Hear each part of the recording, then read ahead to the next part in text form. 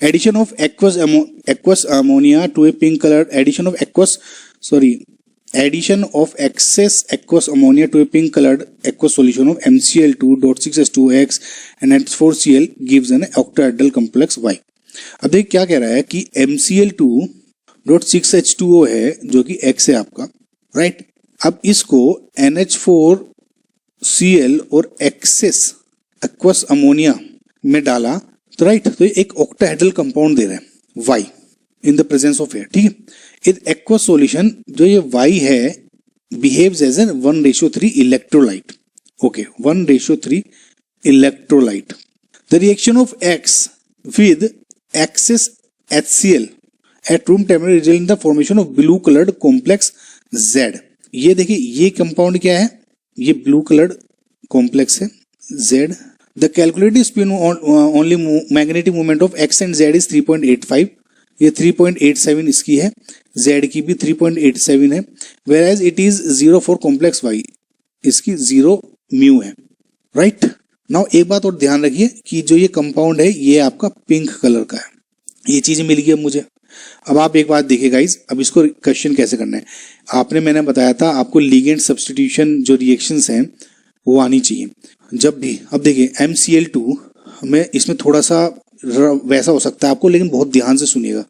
MCl2.6H2 है, इसको मैं कैसे लिख सकता हूं, MH2O6 into Cl2, right. Guys इसमें जब भी आप इसकी रिएक्शन अमोनिया से करा रहे हैं, देखिए दो चीजें, अमोनिया से करा रहा हूं सिंपल, और नाइट्रोजन एंड ऑक्सीजन का जो साइज है लगभग सेम है, तो मैं ये एक्सचेंज हो जाएंगे MnH3, right, MnH3 and Cl2 हो जाएगा। ये मान के चल रहे हैं आप, लिगेंड सब्स्टिट्यूशन रिएक्शंस हैं, आप पढ़ के देखिएगा समझ में आ जाएगा। अब एक बार और थी, लेकिन ये जो रिएक्शन है वो हो रही है NH4Cl की प्रेजेंस में, तो जो एक Cl नेगेटिव है इससे भी आ जाएगा Cl नेगेटिव, समझे। ये NH3 है और NH4Cl यहाँ पे है, तो NH4 positive and Cl negative, समझ में आ रहा आपको गाइज मैं कह रहा हूँ। तो ये Cl2 के बजाय Cl3 आ जाएगा। आई होप गाइज आपको समझ में आ रहा होगा। ये कुछ एक दो केसेस है, अगर नहीं भी आ रहा होगा ना तो आपको कुछ PhD नहीं करनी है, ये सिर्फ सिंपल केसेस देख लें आप। Cl3 समझ में आ रहा आपको, क्यों कहा मैंने, क्योंकि एक Cl अगर NH4Cl ना होता तो यहाँ Cl2 होता, NH4Cl था तो यहाँ 3 हो जाएगा, समझ में आया। तो इससे जो आपका ये जो Y कंपाउंड बना ये क्या बन गया, MnH3 और Cl3, समझ में आपको गाइस। अब आप ये भी कंफर्म कर सकते हैं कि ये सही है गलत, कि ये 1:3 इलेक्ट्रोलाइट बना रहा है, यानी अगर इसको मैं ब्रेक करूंगा तो एक तो पॉजिटिव एंटिटी बन जाएगी ये पॉजिटिव, और ये 3 Cl नेगेटिव, तो 1:3। सो इन केस गाइज अगर आपको एग्जाम में सिर्फ ये भी यहाँ वो भी करते ना कि NH4Cl को काउंट भी ना करते Cl2 भी हो जाता, तब भी आप इससे ये एक बार ध्यान रख ले, अगर सपोज 1:4 भी आ रहा हो तो यहाँ पे Cl4 डाल दें, 1:8 आ रहा है तो 8 Cl डाल दें, मतलब मैं एग्जाम्पल बता रहा हूँ आपको सिर्फ किस तरह से करना है, राइट। तो ये हो गया, कंफर्म हो गया है। अब एक्सिस HCl में डाल के Z बन रहा है जो कि एक ब्लू कलर्ड कॉम्प्लेक्स है, right guys. Now again guys MCl2 था वही वाला, तुम फिर से मैं आपको बता रहा हूं, देखिए कि MCl2 था ना, तो फिर से HCl के साथ रिएक्शन करके जितने भी Cl है ना वो अपने पास जोड़ लेगा। जैसे इसने इस केस में MCl4 नेगेटिव आ जाएगा क्योंकि इसमें Cl ही है ना सिर्फ। देखिए क्या है, MCl2.6H2O है, HCl से रिएक्शन हो रही है, तो इसमें सिर्फ लिगेंड क्या है, सिर्फ Cl नेगेटिव है, तो ये इसको रिप्लेस कर देगा, लेकिन MCl4 नेगेटिव बनेगा, MCl6 नेगेटिव नहीं बनेगा। वो रीजन क्यों है, रीजन इसलिए गाइज कि इसमें तो आपका NH2 इसलिए बन गया था H2O से क्योंकि N और ऑक्सीजन का लगभग साइज सेम है, तो स्पेस दोनों का जो M के अराउंड है सेम घेरेंगे तो डिफिकल्टी नहीं होगी। लेकिन Cl का साइज गाइज ज्यादा बड़ा है इनसे, ऑक्सीजन नाइट्रोजन से या इससे, H2O को रिप्लेस करेगा। समझ है ना कैसे कह रहा हूं मैं, देखिए ये MH2O6 Cl2 ऐसे लिखा है ये, तो H2O को रिप्लेस करके Cl को डालना है मुझे यहाँ से, तो Cl4 आएगा, 6 नहीं आएगा, इसलिए क्योंकि ये H2O तो 6 थे, साइज में छोटे थे ऑक्सीजन Cl के कंपैरिजन में, साइज में बड़े हैं तो कम ही आएगा। अब कम क्या आएगा, कभी आपने 5 देखा है, MCl4 ही होगा, राइट। सो इस वजह से यहाँ पे ये MCl4 नेगेटिव आ गया। आई होप गाइज आपको समझ में आ रहा होगा थोड़ा बहुत मैं क्या समझाने की कोशिश कर रहा था। सो यहाँ पे हो गया MCl4 2 नेगेटिव, बाकी का मुझे मतलब नहीं है, राइट, इतना डीप में क्या जाना, राइट, बस मुझे कंपाउंड पता लग गया, ठीक है। अब देखिए इन्होंने कहा है 3.87 म्यू दिया हुआ है, अगर आप n इक्वल्स टू 3 रखेंगे ना तो mu equals to 3 into 3 plus 2 में आपका क्या हो जाएगा 3.87 आ जाएगा।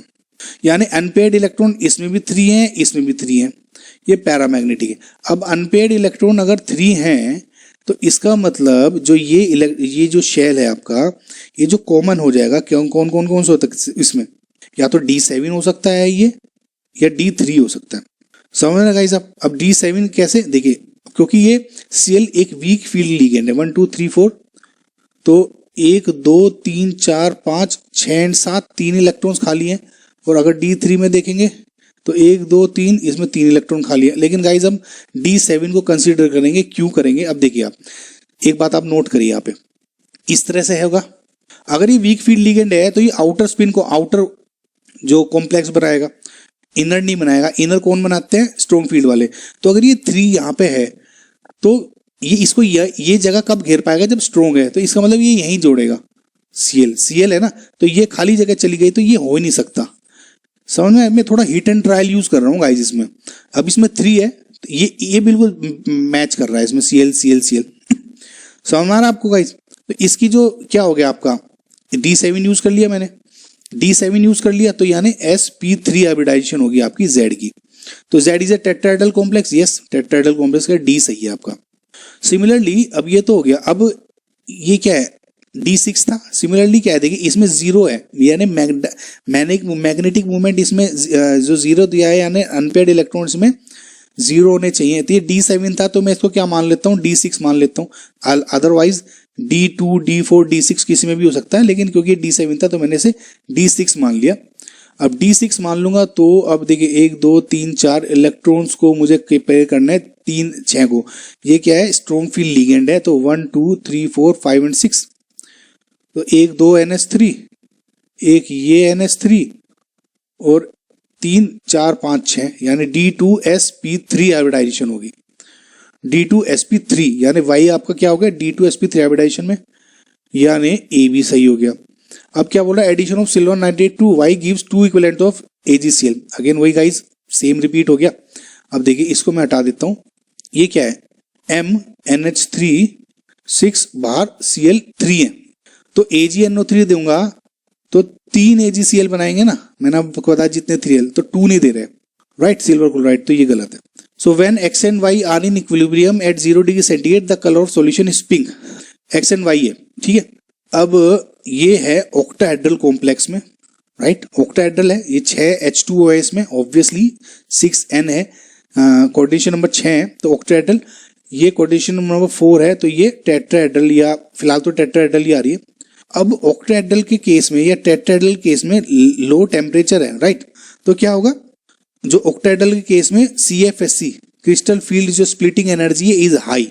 ऑक्टाहेड्रल के केस में crystal field splitting energy is high, so इसका मतलब इट इज मोर स्टेबल।